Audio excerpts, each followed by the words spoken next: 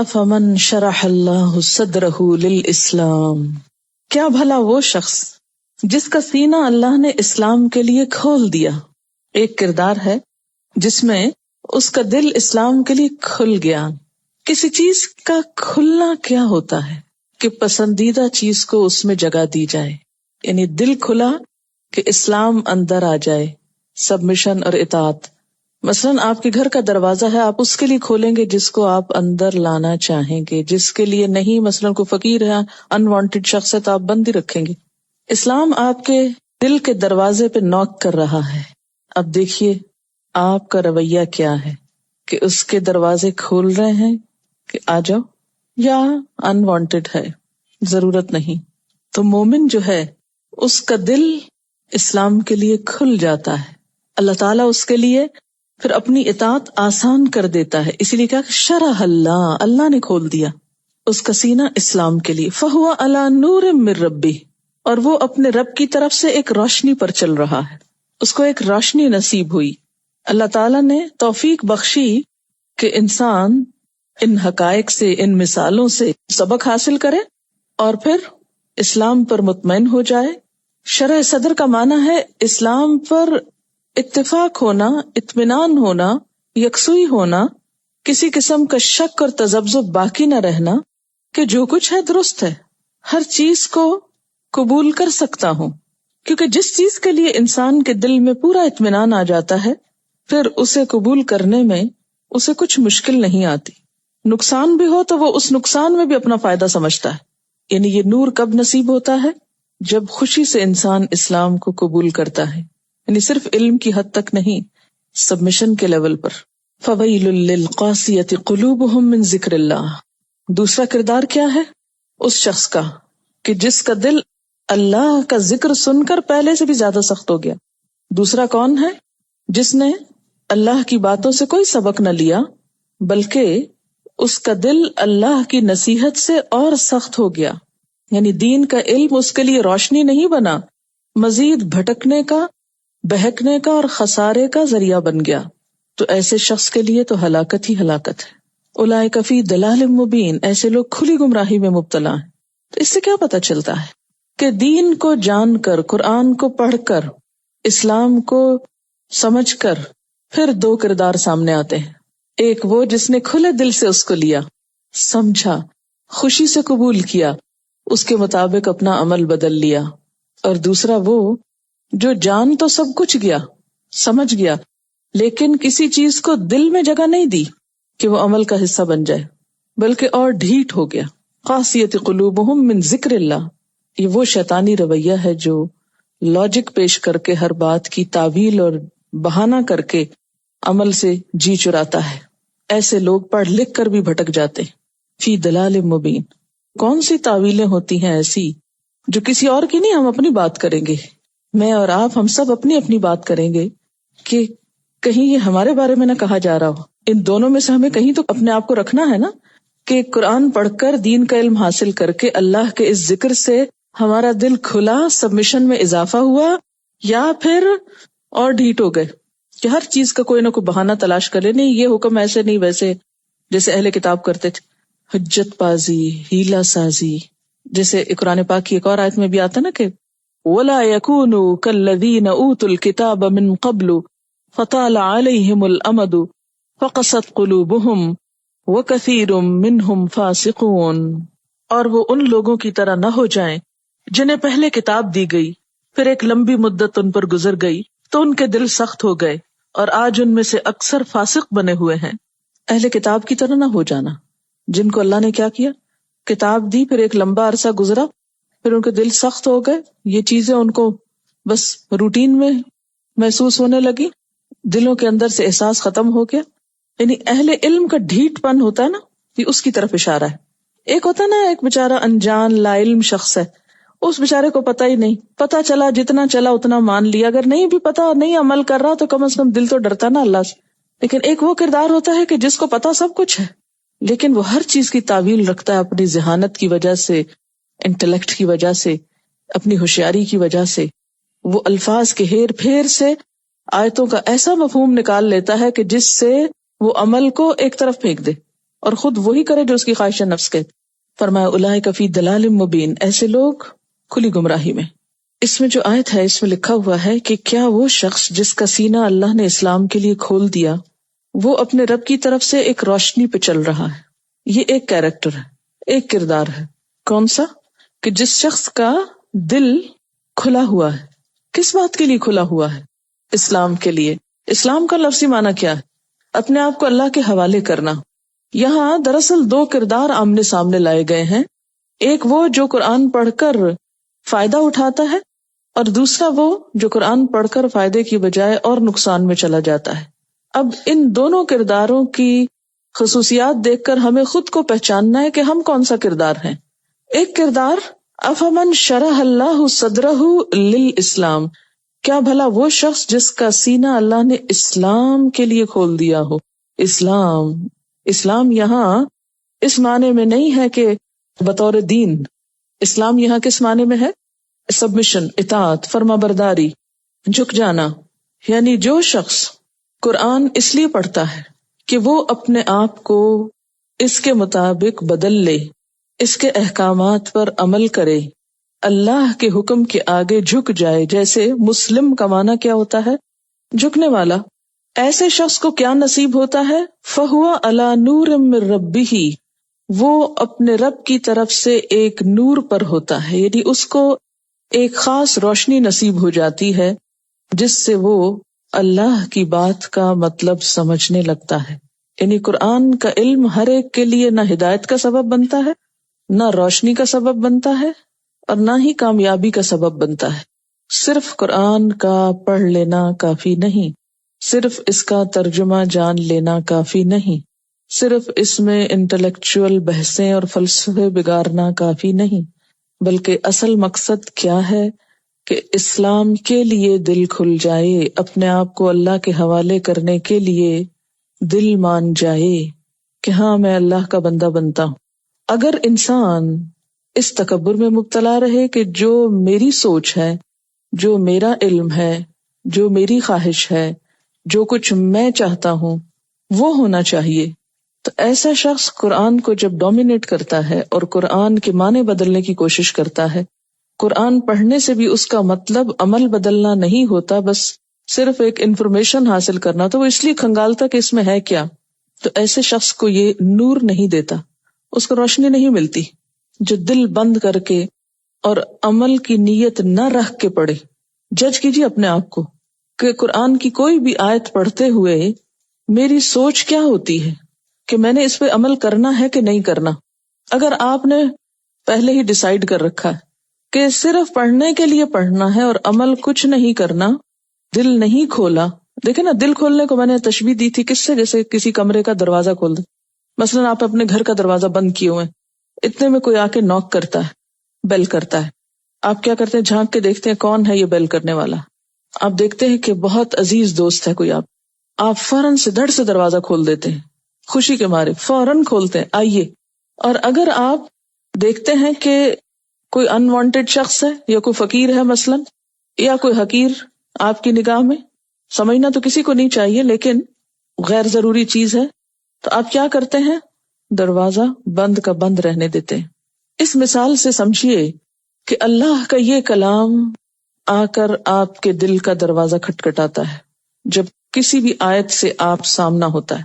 اگر آپ کو حقیقی معنوں میں اس کی قدر ہے، اس سے محبت ہے، اس کو اللہ کا کلام سمجھتے ہیں اور اللہ کی عظمت آپ کے دل میں ہے کہ واقعی وہ سب سے بڑا ہے اور اس کی بات سب سے سچی ہے اور اس میں کوئی شک نہیں، اس کے ماننے میں میرا فائدہ ہے، اس کے ماننے میں میرے لیے انعام ہی انعام ہے، تو آپ کیا کریں گے؟ دل کھول دیں گے. ویلکم، سمعنا و اطعنا. بنی اسرائیل نے کیا کہا تھا؟ سمعنا و عصینا، سنا ہے ہم نے، مانیں گے نہیں. تو شرح صدر کس کا ہوتا ہے؟ کھول دیتا ہے دروازہ کون؟ جو یہ نیت رکھتا ہو کہ ماننا ہے، میرا رب بہت بڑا ہے، مجھے اس کے حکم کے آگے جھکنا ہے. اس کا دل کھل جاتا ہے اور پھر کھلتا چلا جاتا ہے. اور جب دل کھلتا ہے اور قرآن اندر داخل ہونے لگتا ہے تو یہ قرآن اللہ کا کلام ہے. پھر اس کھلے دل کے اندر اس کا ایک نور آتا ہے، ایک روشنی، ایک خوشی، ایک سکون، ایک اطمینان، اور پھر دل اس کلام کے ساتھ انوالو ہو جاتا ہے. پھر سوتے جاگتے اٹھتے بیٹھتے ہر وقت یہ آپ کے سوچوں کا حصہ بن جاتا ہے. آپ اسی کی روشنی میں ہر چیز کو دیکھتے ہیں. قرآن پڑھنے سے پہلے بھی آپ کے پاس ایک روشنی تھی، وہ قرآن کے بغیر کی روشنی تھی، وہ دنیا کے علوم کی روشنی میں روشنی تھی. کیونکہ ہر علم ایک روشنی ہوتا ہے نا، لیکن ہر روشنی کا رنگ مختلف ہوتا ہے. جیسے ٹیوب لائٹ کا رنگ اور ہے، اسی طرح کچھ اور روشنیاں ہوتی ہیں، اور خود روشنی کے اندر کئی رنگ ہیں. تو آپ دیکھیے کہ جس طرح کی روشنی ہوگی نا، اسی رنگ کی چیزیں نظر آئیں گی نا. چاند کی روشنی میں چیزیں مختلف نظر آتی ہیں اور سورج کی روشنی میں مختلف نظر آتی ہیں. بالکل اسی طرح دنیا کے علوم پڑھ کر زندگی اور رنگ کی نظر آتی ہے. اس دنیا کا رنگ کچھ اور نظر آتا ہے. قرآن کا نور جب بندے کے اندر آتا ہے تو ہر چیز کے لیے نقطہ نگاہ، سوچ بدل جاتی ہے. ہر چیز کی حقیقت مختلف نظر آنے لگتی ہے. چیزیں وہی ہیں، بدلتا کچھ بھی نہیں، صرف آپ کا دل بدل جاتا ہے، اندر بدل جاتا ہے. اصل خوش قسمت انسان وہی ہے کہ جس کو قرآن کا نور مل جائے. قرآن کا علم نہیں کافی، یاد رکھیے، قرآن کا علم کافی نہیں. کوئی شخص جو یہ دعویٰ کرے کہ میں قرآن پڑھ چکا ہوں اور بہت سال لگا چکا ہوں اس پر، لیکن اس کو نور نہیں نصیب ہوا، اس نے اپنا آپ اس کے مطابق بدلا نہیں، بدلنا چاہا نہیں. اپنی سوچ، اپنے جذبات، اپنی خوشی، اپنے غم، اپنا سب کچھ اس کے مطابق کرنے کا ارادہ ہی نہیں کیا. اسلام کے لیے جھکنے کے لیے کھولا ہی نہیں دروازہ، حوالے ہی نہیں کیا خود کو اللہ کے. ایسے شخص کو یہ روشنی نصیب نہیں ہوتی. وہ قرآن پڑھنے کے باوجود بھی کچھ اور ہی روشنیوں میں دیکھتا ہے دنیا کو. ایسے شخص کے لیے قرآن کا علم پھر فائدے کی بجائے الٹا نقصان دہ ہوتا ہے. فویل، یہی علم اس کے لیے ہلاکت کا سبب بن جاتا ہے، تباہی کا سبب بنتا ہے. کیوں؟ اس لیے کہ وہ خود بھی بھٹکتا ہے، اوروں کو بھی بھٹکاتا ہے، خود بھی گمراہ ہوتا ہے، اوروں کو بھی گمراہ کرتا ہے. فویل للقاسیۃ قلوبہم من ذکر اللہ، تباہی ہے ان لوگوں کے لیے جن کے دل اللہ کے ذکر سے اور سخت ہو گئے اور ڈھیٹ بن گئے، وہ اور دین کے دشمن بن گئے. ان کے لیے یہی قرآن، جیسے حدیث میں آتا ہے نا، القرآن حجۃ لک او علیک. کتنے چھوٹے سے لفظ ہیں، 3. القرآن حجۃ لک او علیک. قرآن یا تو تمہارے لیے حجت بنے گا، تمہارے حق میں یا تمہارے خلاف. قیامت کے دن یا تمہارے حق میں سفارش کرے گا یا تمہارے خلاف مقدمہ کرے گا. یا اللہ پکڑو اس کو، اس نے مجھے مذاق کا نشانہ بنا لیا تھا، مجھے پڑھتا تھا. ہاں، وہ حدیث بھی ہے، نبی صلی اللہ علیہ وسلم نے فرمایا کتنے ہی قرآن پڑھنے والے ایسے ہیں کہ قرآن ان پہ لعنت کرتا ہے. کتنے ہی قرآن پڑھنے والے ایسے ہیں والقرآن یلعنہ، قرآن اس پہ لعنت کر رہا ہوتا ہے. کیسے؟ اس کی ایک چھوٹی سی مثال ہے. مثلا قرآن پاک میں اللہ تعالیٰ فرماتے ہیں لعنت اللہ علی الکاذبین، جھوٹوں پر اللہ کی لعنت ہے. اب ایک شخص تلاوت فرما رہا ہے لعنت اللہ علی الکاذبین، یاد کر رٹ رہا ہے جیسے حفظ کر رہے ہیں، اور دوسری طرف قرآن رکھ کے بیٹھتا ہے. استاد پوچھتا کتنی دفعہ پڑھا؟ کہتا ہے استاد جی 10 دفعہ ہو گیا. کیا کیا اس نے؟ جھوٹ بولا. اور وہ جو لعنت اللہ علی الکاذبین پڑھ کے بیٹھا ہے وہ کس پر گئی؟ اسی پہ گئی نا جس نے جھوٹ بولا. ایسے بہت سے کھیل اور ایسی بہت سی زیادتیاں ہم خود اللہ کے دین کے ساتھ کرتے ہیں. کبھی آپ نے سوچا نہیں کہ آخر کیا وجہ تھی کہ عرب کی اس بددو قوم کے پاس یہ کتاب آئی تھی اور وہ دنیا کی امام بن گئی؟ آج ہم مسلمانوں کے پاس بھی وہی کتاب ہے بغیر کسی چینج کے، اور ہمارے لیے روز ذلت کا سبب بن رہی. ہم ہر آنے والے دن میں نیچے جا رہے ہیں. فرق کیا ہے ہم دونوں میں؟ یہی کتاب ان کے پاس تھی، وہ چمک اٹھے، ان کو نور نصیب ہو گیا. یہی کتاب آج ہمارے پاس ہے اور ہم ذلیل و خوار ہو رہے ہیں کہ نہیں ہو رہے؟ کہاں عزت ہے ہماری؟ کہاں سے ہے؟ کس اعتبار سے ہم دنیا میں کوئی مقام رکھتے ہیں؟ کیوں ایسا کیوں ہے؟ قرآن تو وہی ہے، وہ تو نہیں بدلا، ہم بدل چکے ہیں. وہ اس پر ایمان لائے تھے، وہ اس کو سچا سمجھتے تھے، وہ اس کو حرف آخر سمجھتے تھے. ہم زبان سے کہتے ہیں یہ اللہ کی کتاب ہے، چوم بھی لیتے ہیں، اوپر بھی رکھ دیتے ہیں، لپیٹ بھی دیتے ہیں، خوبصورت کیلیگرافیز بھی کرتے ہیں. ہار میں بنا کے پہن لیتے ہیں، آیت الکرسی گلے میں لٹکا دیتے ہیں، حسن قرات کے بڑے بڑے مقابلے ہوتے ہیں، سینکڑوں لوگوں نے حفظ کر رکھا ہے، شاید حفظ کرنے والوں کی جتنی آج تعداد ہے اس دور میں نہ تھی، لیکن چونکہ عمل اس کے مطابق نہیں، اس لیے کیا ہو رہا ہے، الٹا پڑ رہا ہے یہ سب کچھ۔ ایک اور حدیث میں آتا ہے ان اللہ لیرفع بہذا الکتاب اقواما ویدع بہ آخرین، اللہ اس کتاب کے ساتھ کچھ قوموں کو اٹھائے گا، لیرفع، اور کچھ کو یدع رکھ دے گا، اوپر سے نیچے گرائے گا، اس لیے کہ آج ہم میں ایسے نو نہال پیدا ہو گئے ہیں جو اس کا مذاق اڑاتے ہیں۔ ہم مسلمانوں کے اندر جو اس کی آیات کا، اس کے احکامات کا، اس کی تعلیمات کا مذاق اڑاتے ہیں، ایسے انوکھے ماننے والے تو تاریخ کے کسی دور میں نہیں دیکھے گئے تھے، اسی لیے ایسی ذلت بھی مسلمانوں کے حصے میں شاید ہی کہیں آئی ہو۔ تو یاد رکھیے جب تک ہم اپنے کو نہیں بدلیں گے، اور کوئی کسی کو نہیں بدل سکتا جب تک کوئی شخص خود کو نہ بدلے، جب تک ہم خود کو نہیں بدلیں گے اس وقت تک اس سے بھی بہترین چیز لے آئیں کچھ فائدہ نہیں ہوگا۔ بالکل ایسے جیسے اگر کسی شخص کا معدہ کمزور ہو تو کیا ہوتا ہے، آپ اس کو سونے جیسی چیز کھلائیں، بلکہ جتنی اچھی چیز کھلائیں گے اتنا ہی اس کے لیے تباہی ہوگی، اتنی اس کی صحت اور بگڑے گی۔ کمزور معدے والوں کو تو ہلکی غذائیں کھلائی جاتی ہیں نا، اگر ذرا بھی ہیوی چیز کو کھلا دیں گے تو ان کی طبیعت اور خراب ہو جائے گی، وہ ان کو طاقت نہیں دے گی، وہ ان کی موت کا سبب ہو سکتی۔ تو جب تک ہمارے اندر یہ نیت نہیں ہے نا کہ یوں دل کھول دیا ہے، جو آئے گا مان لیں گے، اس وقت تک پورا فائدہ نہیں ہو سکتا۔ نیت تو کریں، مشکل یہ ہے کہ ہم نیت بھی نہیں کرتے، پھر اللہ جانتا ہے نا، وہ دیکھ رہا ہے کہ کس کا معاملہ کیا ہے۔ ہم ڈرتے ہیں، یہ نیت کرتے ہوئے ڈرتے ہیں کہ ہے پھر زندگی مشکل ہو جائے گی، کیسے مان لیں یہ سب کچھ۔ تو پھر ان کا کیا قصور تھا جنہیں آپ صلی اللہ علیہ وسلم نے فرمایا ایک کلمہ ایسا مان لو عرب عجم کے سردار ہو جاؤ گے، تو ان کا کہ ایک نہیں 10 مانیں گے، لیکن یہ نہیں مان سکتے، وہ بھی اللہ کو مانتے تھے، یہی ماننا تو مشکل ہو گیا تھا ان کے لیے۔ پورا فائدہ اسی وقت ہو سکتا ہے جب نیت تو کر لے، جب نیت ہو جائے گی نا تو اللہ تعالیٰ آسانی بھی کر دے گا، کیونکہ اس نے کوئی ایسی چیز اتاری نہیں جو انسانوں کے لیے ناقابل عمل ہو۔ لا یکلف اللہ نفسا الا وسعہا، سورۃ البقرہ میں آتا ہے نا یضل بہ کثیرا ویہدی بہ کثیرا، اس قرآن کے ساتھ اللہ بہت سوں کو گمراہ کرتا ہے، اس کی مثالوں کے ساتھ، اور بہت سوں کو ہدایت دیتا ہے۔ وما یضل بہ الا الفاسقین، کس کو بھٹکاتا ہے، جو فاسق ہوتے ہیں۔ فاسق کون ہوتے ہیں، حدیں توڑتے ہیں اللہ کی، جو اپنی خواہشات پوری کرنے کے لیے اللہ کے احکامات کو پامال کرتے ہیں۔ جب بھی قرآن کی کوئی آیت پڑھتے ہیں تو فوراً کیا سوچتے ہیں، یہ تو فلاں کے بارے میں کہی گئی ہے، کچھ کافروں کے لیے، کچھ یہودیوں کے لیے، کچھ عیسائیوں کے لیے، کچھ منافقوں کے لیے ہے، اور آج کے دور میں بھی اگر کچھ آیتیں ہیں ویلڈ تو وہ تو دوسروں کی خرابیوں کے لیے، اور ان کو ہم نے سمجھانا ہے اس کے ساتھ، خود اپنے لیے۔ کتنے لوگ ہیں جو ہم میں سے کہتے ہیں وَأَنَا أَوَّلُ الْمُسْلِمِينَ، اور سب سے پہلے سر اطاعت جھکانے والا میں ہوں۔ اگر انسان ابلیس کا ساتھی بن جائے تو وہی کچھ کرے گا جو اس نے کیا، کہ جب اس کو جھکنے کے لیے کہا گیا تو اس نے دلیلیں تلاش کر لی، لاجک پیش کرنے شروع کر دی اور بات نہیں مانی۔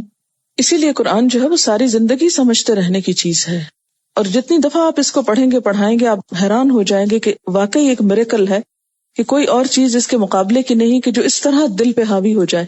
وہ سخت دل جو ہے پتھر کی طرح نا، کہ پتھروں میں سے بھی پانی پھوٹ پڑتا ہے، لیکن جو انسانوں کے دل پتھر ہوتے ہیں پھر ان کے اندر جذب کچھ نہیں ہوتا، جو کچھ جاتا اوپر سے ہی بہہ جاتا ہے، اور وہ سوکھے کے سوکھے رہ جاتے ہیں۔ یہ کسی نے لکھ کے بھیجا، اللہ کا ذکر بارش کی طرح ہے۔ امیجن کریں کہ اگر بارش ہو رہی ہے اور بہت سارے برتن پڑے ہیں، کچھ الٹے اور کچھ سیدھے، بارش ہوگی تو جو برتن الٹے ہوں گے ان پر پانی تو پڑے گا، مگر بارش تھمنے پر وہ خشک ہو جائے گا، مگر جن برتنوں کا منہ کھلا ہوگا ان کے اندر تک پانی جائے گا، اس میں بھی اگر کہیں کریک ہے تو تھوڑا شاید کم جائے۔ اس لیے قرآن کا علم، اللہ کا ذکر اسی دل میں جائے گا جو ہر طرح کی آلائشوں سے اور کریکس سے پاک ہو۔ قرآن کلام الہی ہے، ایک حیران کر دینے والا کلام۔ پھر ایسا کیوں کہ اس کو سن کر کچھ کا سینہ نہیں کھلتا، دل سخت ہو جاتے ہیں، بہت سے اس کو پڑھتے بھی ہیں مگر گمراہ ہو جاتے ہیں۔ بہت سے ایسے بھی بدقسمت ہیں کہ جتنا سنتے ہیں اتنا ہی ان کی نفرت میں اضافہ ہوتا ہے۔ ایسا کیوں ہوتا ہے؟ نمبر 1، قرآن پاک اللہ کا پاک کلام ہے، اسے دل میں جگہ دینے کے لیے دل کو پرانے نظریات اور عقائد سے پاک کرنا پڑتا ہے۔ جب تک غیر جانبدارانہ اپروچ کے ساتھ دل کو کھولا نہ جائے قرآن دلوں پر اثر نہیں کرتا. تو جب قرآن پہنچتا ہی نہیں تو سختی کیسے دور ہوگی؟ یعنی صرف پہنچنے سے تو بات نہیں بنے گی. تو ایسے ہی نا جیسے ایک پانی آپ کے پاس رکھا ہے لیکن آپ پی نہیں رہے, صرف ہاتھ بھگو رہے ہیں یا منہ پہ چھینٹے مار رہے ہیں, تو اس سے پیاس تو نہیں بجھ سکتی.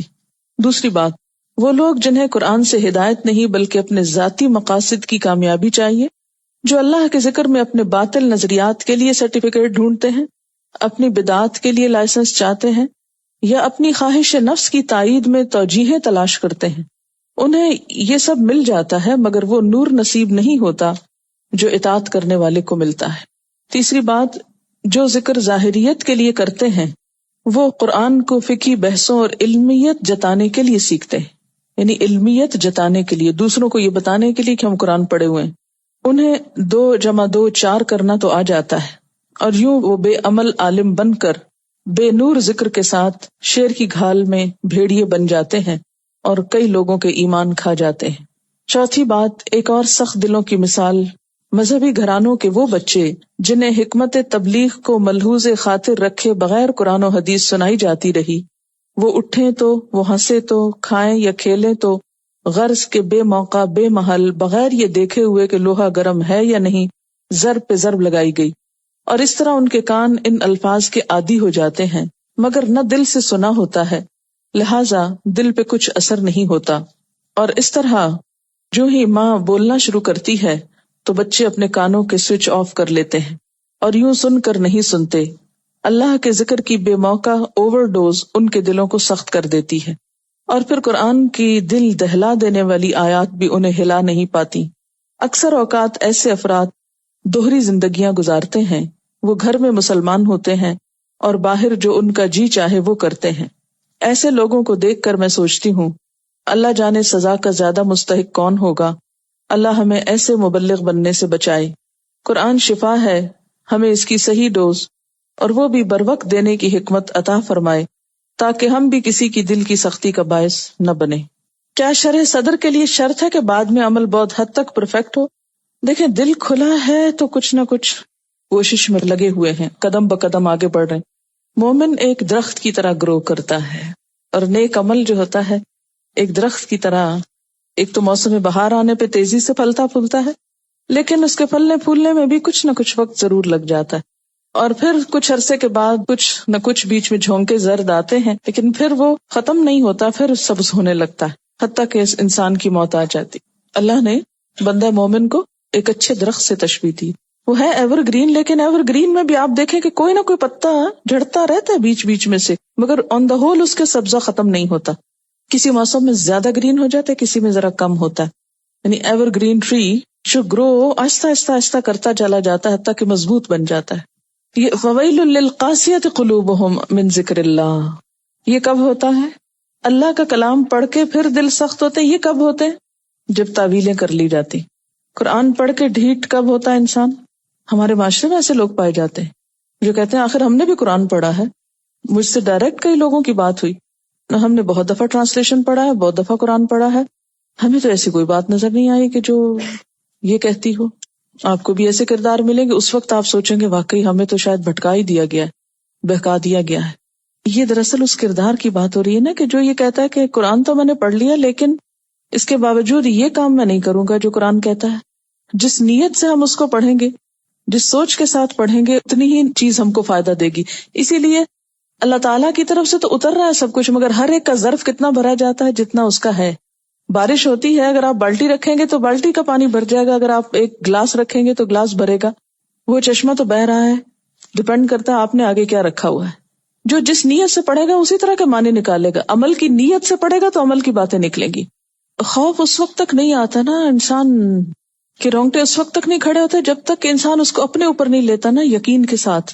ویسے قرآن کی ہوتا ہے نا جب یہ آیات آ رہی ہوتی ہیں جس میں جہنم کا تذکرہ ہے, تو جب تک اس کو ہم اپنے اوپر نہیں لے کے یقینی طور پہ دیکھتے ہیں کہ میرے ساتھ بھی ہو سکتا ہے, تو اس وقت تک سنجیدگی نہیں آتی. مثلاً کہیں آگ لگی ہوئی ہو تو ہمیں نہیں تکلیف ہوتی جب تک ہمارا ہاتھ نہ اس میں پڑ جائے. ہم قرآن کو خود اپنے لیے نہیں لیتے نا, ہم سمجھتے ہیں دوسروں کی باتیں, یعنی اپنی بدعمالیوں کے لیے جسٹیفیکیشن ڈھونڈ لیتے ہیں. اب جیسے ارتھ کویک وغیرہ کے لیے بہت ساری ریزنز بنا لیتے ہیں, دل سخت جب ہوتے ہیں نا کہ جب دل انوالو نہیں ہوتا، عقل سے انسان سوچتا رہتا ہے نا. ایک بچے کے رونے پہ ماں کیوں رو پڑتی ہے اور باپ کیوں نہیں روتا؟ اس لیے کہ اس کا دل ہے اس میں اور اس کی عقل ہے، اس پہ عقل غالب ہے، اس پہ دل غالب، تو اثر مختلف ہے. اچھا ایسا کیوں ہوتا ہے کہ جب اپنا کوئی فوت ہوتا ہمیں رونا آتا اور دوسرے دیکھ کے ان کو کوئی اثر ہی نہیں ہوتا؟ کیونکہ وہ ہماری بات ہے نا. تو جس چیز میں ہم اپنے کو انوالو کر لیں گے نا، مجھے نقصان ہو سکتا ہے، پھر دیکھیے کہ طرز عمل بدلتا ہے کہ نہیں بدلتا.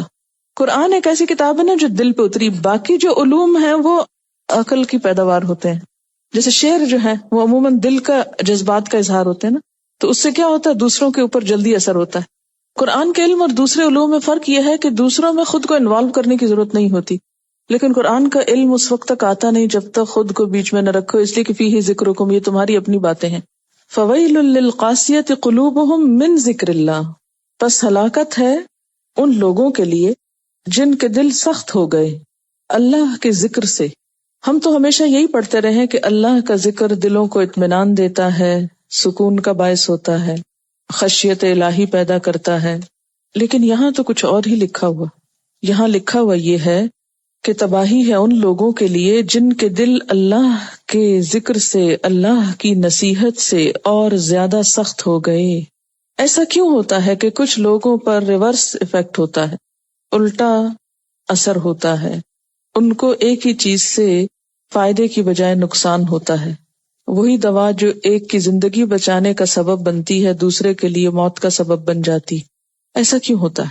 اللہ کے ذکر سے تو دل نرم ہونے چاہیے، اللہ کے ذکر سے دل سخت ہو گئے. تو کیا ذکر میں کوئی خرابی ہے؟ کیا وجہ ہے؟ ایسا کیوں ہوتا ہے؟ اس کے اسباب کیا ہیں؟ وجوہات کیا ہیں؟ کسی نے لکھا کہ میں ہمیشہ سوچتی تھی کہ اتنے لوگ جو قرآن کو انٹلیکچولی بہت اسٹڈی کر چکے ہیں وہ اس سے ہدایت کیوں نہیں پاتے؟ کیونکہ آگے لکھا نا اولئک فی ضلال مبین. آج مجھے اس کا جواب مل گیا ہے کہ نہ وہ اسے اس طرح سنتے ہیں جس طرح رب چاہتا ہے کہ سنیں، نہ اس طرح پڑھتے ہیں جیسے رب چاہتا ہے کہ پڑھیں. اس کے بہترین حصے کی پیروی ہی نہیں کرتے بلکہ فضول بحثوں میں مبتلا ہو جاتے ہیں اور اپنے سینے اسلام کے لیے کھلنے ہی نہیں دیتے. جیسے قرآن پاک کی ایک اور آیت میں بھی آتا نا کہ یوم لا ینفع مال ولا بنون، جس دن مال اور بیٹے فائدہ نہ دیں گے، کام نہ آئیں گے، الا من اتی اللہ بقلب سلیم، مگر جو اللہ کے پاس قلب سلیم لے کر آئے، سلامت دل لے کر آئے. قیامت کے دن کی بات ہو رہی ہے کہ اس روز مال کام نہیں آئے گا، اولاد کام نہیں آئے گی. دنیا میں اگرچہ بہت سی چیزیں پائی جاتی ہیں لیکن دو چیزوں کا بطور خاص تذکرہ ہے، مال اور اولاد کا، کہ یہ کام نہیں آئیں گے. اس لیے کہ دنیا میں انسان ان دو چیزوں کی محبت میں باقی چیزوں کی نسبت کچھ زیادہ ہی گرفتار ہے. مال کے بارے میں اللہ تعالیٰ فرماتے کہ وَإِنَّهُ لِحُبِّ الْخَيْرِ لَشَدِيدٌ، اور وہ مال و دولت کی محبت میں بری طرح مبتلا ہے. اور اسی طرح وَتُحِبُّونَ الْمَالَ حُبًّا جَمًّا، اور تم مال کی محبت میں بری طرح گرفتار ہو. اور اسی طرح اولاد بھی، انما اموالکم واولادکم فتنہ، تمہارے مال اور تمہاری اولاد تو ایک آزمائش ہے. ایک اور جگہ پر ان من ازواجکم واولادکم عدوا لکم فاحذروہم، تمہاری بیویاں اور تمہاری اولاد میں سے بعض تمہارے دشمن ہیں، ان سے ہوشیار رہو. تو یہ ایک بہت بڑی حقیقت ہے کہ یہ دو چیزیں انسان کی کمزوری ہیں. دنیا میں انسان کے غلط رویوں کے عمومی طور پر ذمہ دار بھی یہی دو عناصر ہیں. انسان کو بتایا یہ جا رہا ہے کہ جن دو چیزوں کے پیچھے تم اپنے آپ کو ہلاک کر رہے ہو، اور جن دو چیزوں کے حصول میں اور ان کو چاہنے میں اور ان کو سنبھالنے میں اور ان کی خاطر جو اپنی تمام طاقت اور صلاحیت استعمال کر رہے ہو، یہی دو چیزیں قیامت کے دن انسان کو پوچھیں گی بھی نہیں. پھر یہ کہ دنیا میں جیسے کوئی مشکل پیش آتی ہے تو عموماً وہ مشکلات دو طرح سے حل ہوتی ہیں. جیسے کچھ کام مال سے ہو جاتے ہیں اور کچھ اولاد کر دیتی. لیکن قیامت کے دن جو مصیبت پڑے گی، اس روز وہ دکھ درد نہ مال سے دور ہوگا، اور اس دکھ درد اور تکلیف میں اولاد بھی نہیں کام آئے گی. انسان اگر اپنی اولاد کو فدیے میں دے کر خود بچنا چاہے اس دن کے عذاب سے تو بچ نہ سکے گا. ہاں، جو چیز وہاں کام آئے گی، جو چیز اللہ تعالیٰ انسان سے چاہتا ہے وہ کیا ہے؟ اللہ، یہ اللہ کا لفظ قابل غور ہے. من اتی اللہ بقلب سلیم، جو اللہ کے پاس قلب سلیم لے کر آیا، سلامت دل. مال اور اولاد کی بجائے جو چیز ریکوائرڈ ہے وہ قلب سلیم ہے. گویا آخرت میں نجات پانے کے لیے، آخرت کی مشکلات سے نبٹنے کے لیے قلب سلیم ہی چاہیے. قلب سلیم کے علاوہ کوئی اور قلب نہیں چاہیے. اچھا، قلب کی بات یہاں کیوں کی گئی؟ اس لیے کہ مال اور اولاد میں سے بھی خاص طور پر بیٹے، ان دو چیزوں میں انسان کا دل لگ جاتا ہے. دنیا میں بھی زیادہ دل لگنے کا سبب عموماً یہی دو چیزیں ہوتی ہیں، مال کی کثرت اور بیٹوں کا ہونا. دنیا کے غموں سے عموماً یہ دو چیزیں بے نیاز بھی کر دیتی ہیں. تو چونکہ انسان اپنا دل ان کو دے ڈالتا ہے، مال کے لیے اور اولاد کے لیے اپنا دل ہار بیٹھتا ہے. فرمایا کہ جس دل میں مال اور اولاد کی محبت بسی ہوئی ہوگی، اللہ کو وہ دل نہیں چاہیے وہاں، بلکہ وہ دل چاہیے جو قلب سلیم ہو. اللہ کا کیا معنی ہوتا ہے؟ جیسے ہم کہتے ہیں لا الہ الا اللہ، تو اللہ کا لفظ بہت اہم ہے. مگر سوائے، یعنی ایکسکلوسیولی کیا چاہیے؟ قلب سلیم. اگر قلب سلیم کے علاوہ کوئی اور قلب پیش کیا تو وہ قبول نہ ہوگا. اچھا، بات یہ ہے کہ صرف قلب کی بات کیوں کی گئی ہے؟ اس لیے کہ قلب زندہ ہو تو انسان زندہ ہے. اگر قلب پہ کچھ بیت جائے تو انسان باقی نہیں رہتا. اگرچہ لفظ قلب یا دل استعمال ہوا ہے لیکن مراد سارا انسان ہی ہے. من سے ویسے بھی انسان کی طرف اشارہ ہو رہا ہے، الا من یعنی انسان، مگر جو انسان، جو شخص، جو کوئی قلب سلیم کے ساتھ حاضر ہو. نبی صلی اللہ علیہ وسلم نے بھی فرمایا نا کہ اذا صلحت صلح الجسد کلہ واذا فسدت فسد الجسد کلہ الا وہی القلب. انسان کے جسم میں گوشت کا ایک ٹکڑا ہے، اگر وہ درست ہو گیا سارا جسم درست، اگر وہ بگڑ گیا سب کچھ بگڑ گیا. سن لو، وہ دل ہے. دل ہی ایک ایسا آرگن ہے نا جو کسی وقت بھی آرام نہیں کرتا، مسلسل کام کرتا ہے. جب سے ہم پیدا ہوئے، بلکہ پیدائش سے پہلے بھی ماں کے پیٹ میں بھی دل کام کرنا شروع کر دیتا ہے. اگر یہ کام نہ کرے اور یہ اپنی صحیح حالت پر نہ ہو تو انسان صحیح حالت پر قائم رہ نہیں سکتا، انسان سروائیو نہیں کر سکتا. تو دنیا میں بھی زندگی کی بنیاد کیا ہے؟ قلب. اور آخرت میں بھی زندگی کی بنیاد اور اچھی زندگی کی بنیاد قلب، لیکن صرف قلب سلیم. الا من اتی اللہ بقلب سلیم. اب یہ قلب سلیم کیا چیز ہے؟ قلب تو دل ہے، اور سلیم کا لفظ سلامتی سے نکلا ہے.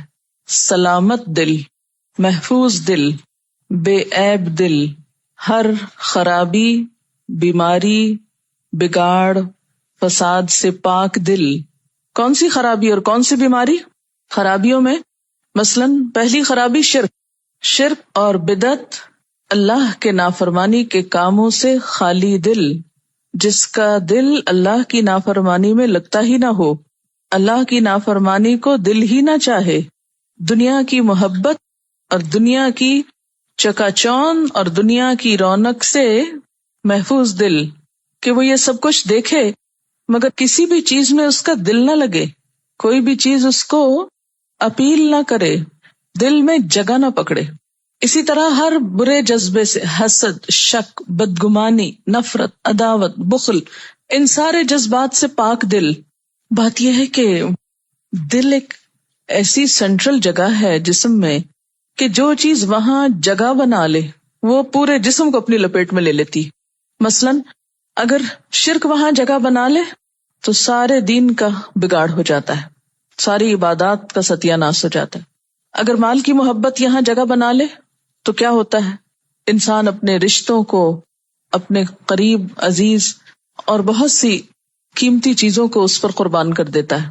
اسی طرح اگر اس دل میں کسی کے لیے حسد پیدا ہو جائے تو حسد سے بھرا ہوا دل پورے جسم کو اور پورے ایکشنز کو اور پوری ایکٹیویٹی کو اپنی لپیٹ میں لے لیتا ہے. چہرے کے تاثرات سے لے کر ایکشنز اور انسان کا رویہ اور چال ڈال، ہر چیز اس میں انوالو ہو جاتی. اگر کسی کے لیے بدگمانی ٹھہر جائے اس دل میں، مثلاً اللہ کے بارے میں شک ٹھہر جائے اس کے رسول صلی اللہ علیہ وسلم کے بارے میں کوئی ایک چھوٹی سی بات پہ شک ٹھہر جائے یا کسی بھی جگہ پر یہ کانٹا اٹک جائے تو انسان آگے نہیں چل سکتا، کوئی کام پھر صحیح ہو ہی نہیں سکتا۔ آپ نبی صلی اللہ علیہ وسلم کی صحیح اطاعت کر ہی نہیں سکتے جب تک آپ ان کو اپنے دل میں جگہ نہ دیں۔ اسی لیے کیا فرمایا، خدا کی قسم تم میں سے کوئی شخص مومن ہی نہیں ہو سکتا، اس کا ایمان ہی مکمل نہیں ہو سکتا جو اللہ کے رسول صلی اللہ علیہ وسلم کو اپنے والدین، اولاد اور تمام انسانوں سے بڑھ کے نہ چاہے۔ کیوں کہا گیا من احب للہ وابغض للہ واعطى للہ ومنع للہ فقد استکمل الایمان، جس نے اللہ کے لیے محبت کی، اللہ کے لیے بغض رکھا، اللہ کے لیے کچھ دیا، اللہ کے لیے روک دیا، اس نے اپنا ایمان مکمل کر لیا۔ قلب سلیم کا ہونا، دل کا محفوظ ہونا تمام نیک اعمال کی بنیاد ہے۔ دیکھیں کہ ارادے، نیتیں، عزائم، یہ سب بھی تو دل کے اندر ہوتے ہیں۔ آپ بظاہر دکھاوے میں بہت کچھ کرتے رہیں، لیکن اگر دل ساتھ نہیں، نیت نہیں، تو کچھ بھی قبول نہیں، بڑے سے بڑی عبادت قبول نہیں۔ پھر اسی طرح بسا اوقات دل ایک چیز کو چاہتا ہے اور آپ اسے پلٹاتے ہیں اللہ کی اطاعت کی طرف، تو آپ نے کیا کیا، دل کو محفوظ کر لیا۔ مثلا دل میں بخل بھرا ہوا ہے، کسی کو کچھ دینے کو دل نہیں چاہتا، آپ اس جذبے کو کاٹ کے، اس کو ختم کر کے اپنے آپ کو پلٹاتے کہ نہیں مجھے دینا ہے، دل کی مانتے نہیں، تو آپ نے دل کو برباد ہونے سے، ضائع ہونے سے بچا لیا۔ یعنی قلب سلیم کا مطلب یہ نہیں کہ آپ کے دل میں کوئی برا خیال آئے ہی نہ، اس کا مطلب یہ بھی نہیں کہ آپ کے دل میں دنیا کی کوئی محبت یا کسی بھی چیز کی کوئی محبت آ نہیں سکتی، یہ تو ہو ہی نہیں سکتا، یا نعوذ باللہ کوئی شرک والا یا اللہ تعالیٰ اور رسول اللہ صلی اللہ علیہ وسلم کے بارے میں کوئی برا وسوسہ آ نہیں سکتا۔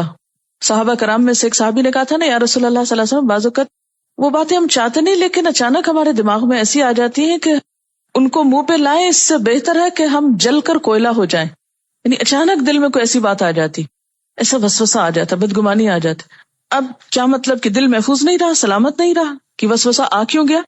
دنیا کی کسی چیز سے محبت ہوئی، اب یہ کہ یہ ہونی نہیں چاہیے تھی، آنی ہی نہیں چاہیے تھی اس چیز کی محبت، کسی چیز میں اٹریکشن محسوس ہوتی، ہونی نہیں چاہیے، یہ تو نہیں ہو سکتا۔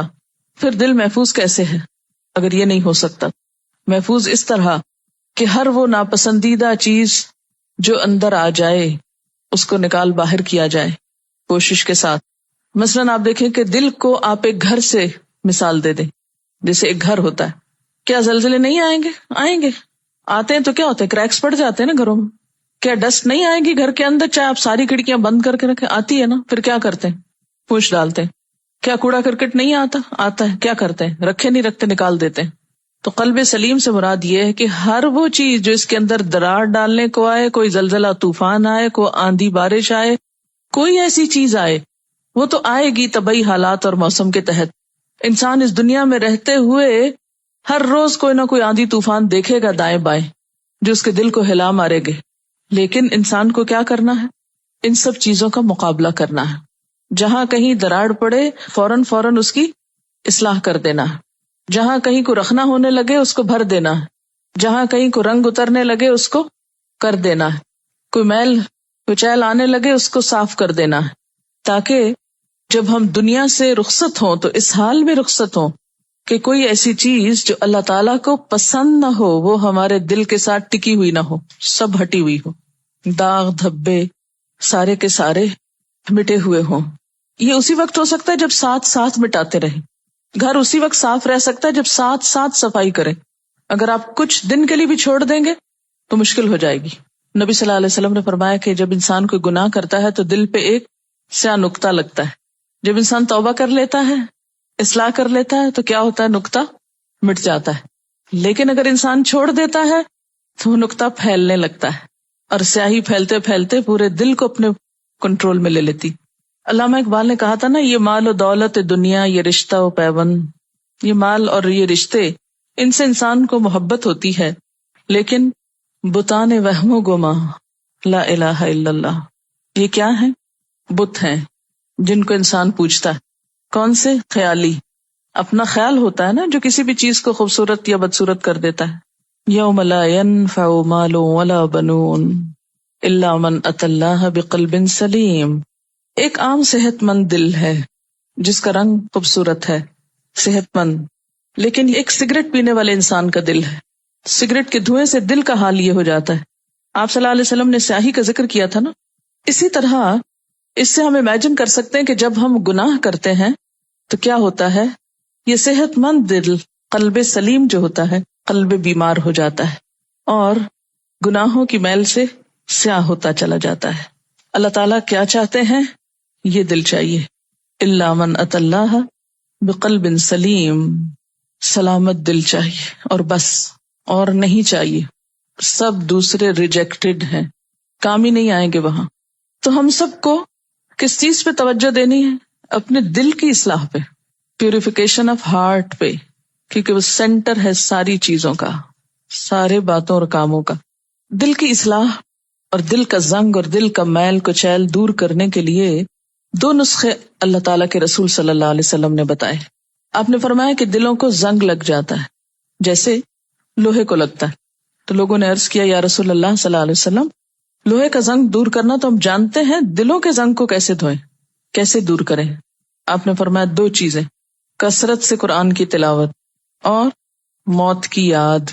موت کو یاد رکھو گے تو دنیا کی محبت کم ہوتی جائے گی۔ اب آپ نے قرآن پڑھ لیا، اب آپ اگر صرف تلاوت کریں تو بھی انشاءاللہ وہ فائدہ دے گا۔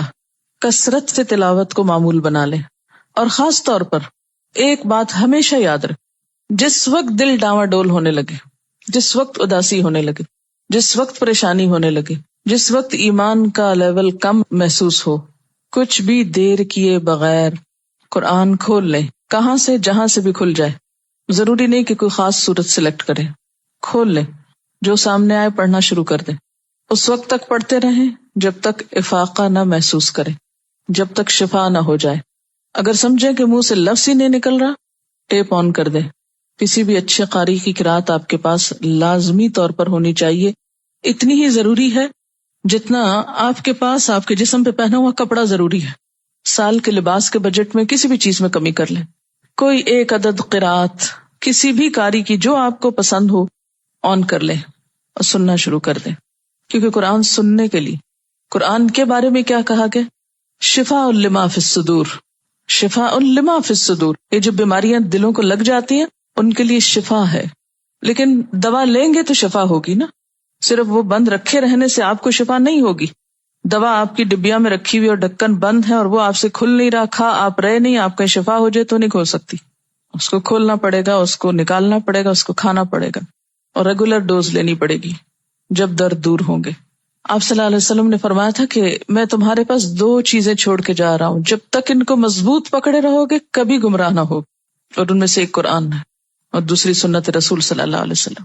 الا من اتى اللہ بقلب سلیم، کچھ چیزیں سلامت رہتی ہیں جب ان کو چھیڑا نہ جائے، لیکن دل اس وقت سلامت رہتا ہے جب اس کو کسی مفید کام میں لگا دیا جائے، کسی بھی چیز کے لیے جئیں، خالی دل نہیں جئیں۔ اسی لیے علامہ اقبال نے کہا تھا نا، خدا تجھے کسی طوفان سے آشنا کر دے کہ تیرے بحر کی موجوں میں اضطراب نہیں، دل مردہ دل نہیں ہے، اسے زندہ کر دوبارہ، کہ یہی ہے امتوں کے مرض کہن کا چارہ۔ مرض کہن کیا ہوتا ہے؟ پرانی مرضیں، پرانی بیماریاں جو لگی ہوئی ہیں ان کا علاج اسی میں ہے کہ دل زندہ کیے جائیں، اور ہر زندہ چیز کو پانی سے پیدا کیا گیا۔ وحی الہی دلوں کی زندگی، جس کو بارش سے تشبیہ دی گئی، دل کی زندگی کا سبب ہے۔ میرے استاد نے مجھے نصیحت کی تھی دین کی خدمت کے لیے، سب سے پہلے فہم سلیم، پھر قلب سلیم، اور پھر حب قویم، حب محبت، قویم درست، دین کی صحیح سمجھ ہو، قلب سلیم ہو، اور اس میں حب قویم ہو، یعنی یہ 3 چیزیں ہوں۔ دین کا علم جو عقل کے ذریعے آتا ہے، عقل سلیم جب ہوتی ہے تو تبھی دین صحیح طور پہ سمجھ آتا ہے، اور اس کے لیے قلب سلیم کا ہونا ضروری ہے، اور پھر حب قویم کا ہونا ضروری ہے کہ انسان محبت کی سطح پر ان چیزوں کو لے۔ دنیا کے علم جو ہوتے ہیں وہ محبت کی سطح پہ نہیں لیے جاتے، ان کے ساتھ ہمارے ایموشنز اس طرح وابستہ نہیں ہوتے۔ کہتے ہیں نا 3 جگہوں پر اپنے دل کا جائزہ لو، قرآن پڑھتے وقت، ذکر کی مجلسوں میں، اور تنہائی کے اوقات میں۔ اگر ان 3 جگہوں پر دل نہ لگے تو سوچو پھر تمہارے سینے میں دل نہیں پتھر ہے، اس لیے اللہ سے قلب سلیم مانگو، یعنی اے اللہ میں تجھ سے سالم دل مانگتا ہوں، قلب سلیم مانگتا ہوں جس میں تیری طرف سے آئی ہوئی ہدایت سما جائے۔ ہدایت پر ہونے کے لیے نشانی باہر نہیں اندر ہے، اور وہ دل کا اطمینان۔ ہدایت تلاش کرنے کے لیے لوگ عموماً نشانیاں کہاں دیکھتے ہیں؟ دوسرے میں، باہر۔ حالانکہ آپ ہدایت اختیار تو کر کے دیکھو، پھر دل ٹٹولو، وہاں کتنا گہرا سکون ہے۔ آپ دیکھیں کہ جب آپ قرآن پڑھ رہے ہوتے ہیں، پڑھا رہے ہوتے ہیں، کوئی نہ غم ہے، نہ خوف ہے، نہ کسی کی باتوں کی پرواہ ہے، نہ کچھ، جو بھی مشکلات ہیں سب بھولے ہوئے ہوتے ہیں، کچھ فرق نہیں پڑتا۔ دو عالم سے کرتی ہے بیگانہ دل کو، عجب چیز ہے لذت آشنائی۔ بے پناہ سکون، یہ بے پناہ سکون جو ہے نا، یہ نشانی ہے کہ آپ ہدایت پر ہیں۔ باطل پر ہو کر، جرم کر کے، ظلم کر کے دل سکون میں نہیں آ سکتا، اطمینان قلب کبھی نصیب نہیں ہو سکتا۔ جیسے قرآن پاک کی ایک اور آیت میں بھی آتا نا کہ الذین آمنوا، وہ لوگ جو ایمان لائے، وتطمئن قلوبہم بذکر اللہ، اور ان کے دل اللہ کے ذکر سے اطمینان پاتے ہیں۔ الا بذکر اللہ تطمئن القلوب، سنو اللہ کے ذکر سے دل اطمینان پا جاتے ہیں۔ ذکر کا معنی کیا ہوتا ہے؟ یاد کرنا۔ جب کوئی آدمی اللہ تعالیٰ کو اس کی پوری عظمت کے ساتھ پا لیتا ہے تو اس کے اندر ایک روحانی ہلچل پیدا ہو جاتی۔ اس ہلچل سے کیا ہوتا ہے؟ ہر وقت اس کو اللہ کی یاد آتی ہے۔ ایسا کیوں؟ بے اختیار کیوں ہو جاتا ہے؟ اب سوتے ہوئے اٹھ رہے ہیں اللہ، اب سونے جا رہے ہیں اللہ، اب کچھ دیکھتے ہیں فوراً اللہ۔ یہ کیسے ہوتا ہے؟ کیونکہ اللہ کو شعور کے ساتھ پایا نا، تو دل میں ایک اضطراب ہے، اس کی یاد ہے، جو زبان پہ بے اختیار آ جاتا ہے۔ کبھی زبان سے شکر کے کلمات نکلتے الحمدللہ، کبھی ڈر لگتا ہے تو کہتے استغفر اللہ، کبھی کوئی اچھی چیز دیکھتے تو ماشاء اللہ، حیرت ہوتی سبحان اللہ۔ ہماری تو لغت سے یہ باتیں نکل گئیں، اور ہم کو تو یہ لفظ بولنے میں بھی شرم آتی ہے۔ اب لوگ کیا کہیں گے؟ ملانی ہو گئے۔ یہ ملانی کے الفاظ نہیں ہیں، یہ اللہ کی محبت کرنے والوں کے بے ساختہ جملے۔